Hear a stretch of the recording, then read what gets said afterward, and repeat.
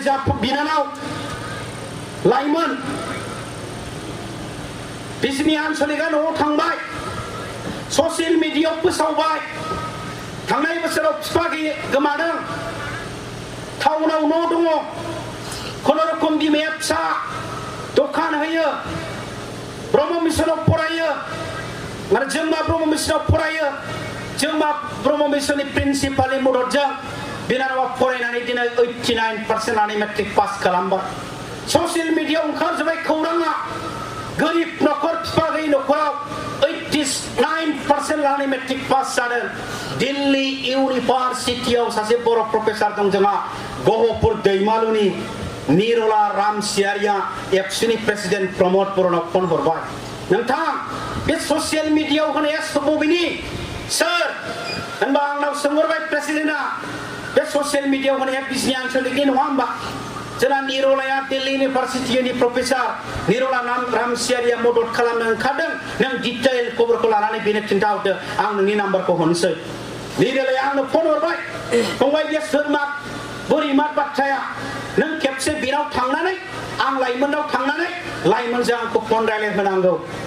दा फुरा बियो मदद खालामनो गोसो साइन्स फरायो ना आर्ट्स फरायो ना कमार्स फरायो ना बबे कलेजाव फरायो जेरावखि फराया बे प्रफेसारा मदद खालामनो गोसो दिनै होनबा मोजां स्टुडेन्टआ लामा गोमादोंना मोजां स्टुडेन्टआ लामा गोमादोंना खालि फराय मोजां पार्सेन्ट ला दान सोरां जा मोजां पार्सेन्ट ला फराय नेरसोन जा मोजां पार्सेन्ट ला फराय फोरमान मोनजा सोर मदद खालामा सोर मदद खालामा खिन्थु दिनैहाय जोंमा ब्रह्म मिशननि प्रिन्सिपाल बिथाङानो लाइमोनखौ दायित्व लानायखाय जों दिनै निरलाजों रायलायफिनाखिसै थेवबो डिटेल बाथ्राखौ जों बेनो खिन्थाहरगोन बिनि फेमिलि बेकग्राउन्ड बिनि रिजाल्ट बिनि फरायनाय जों खिन्थाहरगोन दा बिनिखायनो फंबायमोन बिनानावमोन गोसो होनानै फरायनांगोन आरो बिनि थाखाय जोंनि सानसुमैफोर जोंनि समाज सिबियारिफोर आरो दुलाराय बर' फरायसा आफाद जों जेब्लाबो सान हर बेखौनो सानदों जे जों मा खालामनो बोरै मोजां खालामनो गाज्रिया मानो जादों आरो मोजां खालामनोबा जों मा मावनांगोन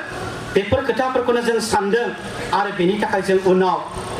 बेनि बेबस्थाफोरखौ जों लागोन ओंखायनो खावलायबाय दिनै पेपाराव होदों टिभियाव होदों मेगाजिनाव होदों गोरिब नाथाय 90% गोरिब नाथाय 95% गोरिब नाथाय 91% गोरिब नाथाय 93% लानानै पास जागासिनो दङ आं थाग थिग मैयाना दाखालि टिभियाव नुफ्लांबाय ससियेल मिडियायावबो दङ गुवाहाटीनि मोनजानांगौ